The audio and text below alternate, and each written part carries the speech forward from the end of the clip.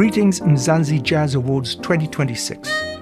I'm very happy that we are honouring legendary singer, composer, music producer and activist Fitzroy Ngcukana, with whom I had a long-standing personal connection. The true significance of many South African music heroes is often not fully recognised until their passing, but better late than never. Of the many tributes already out there, I highly recommend Gwen Ansell's 27th June blog post, an excellent comprehensive portrait of Fitzroy's life and times, as well as a rare example of his expressive vocals. My own story with Fitzroy began in 2010, when Mandla Baloyi took me for the first time to Nikki's Oasis in Newtown.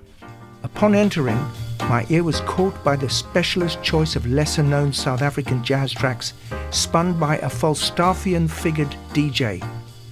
We got chatting intensely that evening and continued to keep in touch. In subsequent years, I would drive to Bra Fitzroy's home in Bezuidenhout Valley to hire music equipment from the large, sprawling studio right at his front door. He was always friendly and super helpful.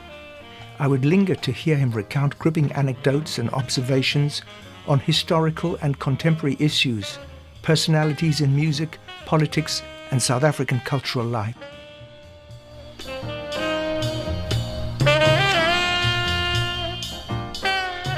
In particular, I was fascinated by the genealogy of the song Mra Kali, which I first came to know playing with Dudu Pokwana's Zila in the mid-80s.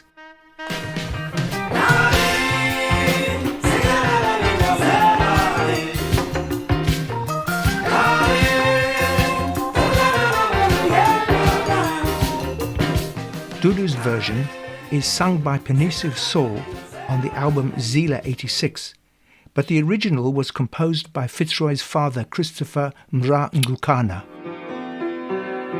1960, when the organizations were banned, then he composed that song. He called it Izwe Lifile. The land has died. Because also they made curfews.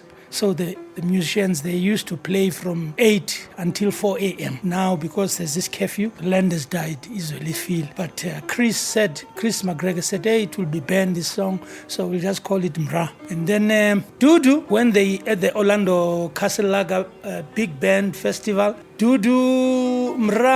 Chris wanted Mra to play a baritone. He had come with his tenor to play a baritone. He didn't have money to buy a baritone. Then when Dudu won an alto at the festival, he gave it to Mra. That's why I feel with all the other guys who recorded it and didn't give him anything, Dudu gave him something, an alto, then he went to get a baritone.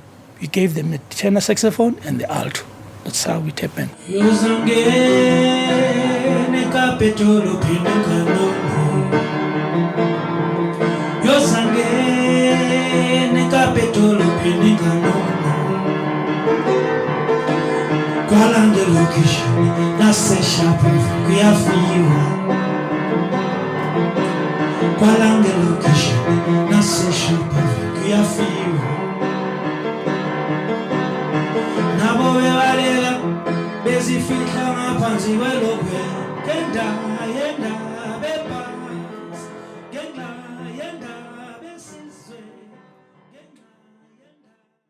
In the course of our conversations, Fitzroy expressed his pride in a 1981 funk pop album he collaborated on for Gull Records.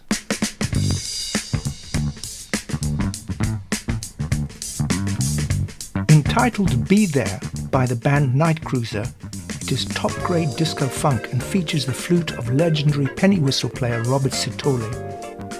It has the most delicious glitzy hip cover, but it is impossible to find now.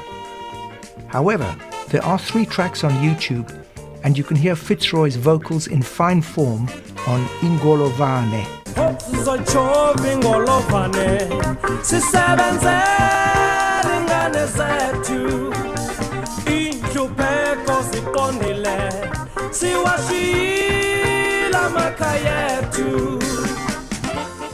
Our older South African legends have so much priceless, wonderfully inspiring oral history.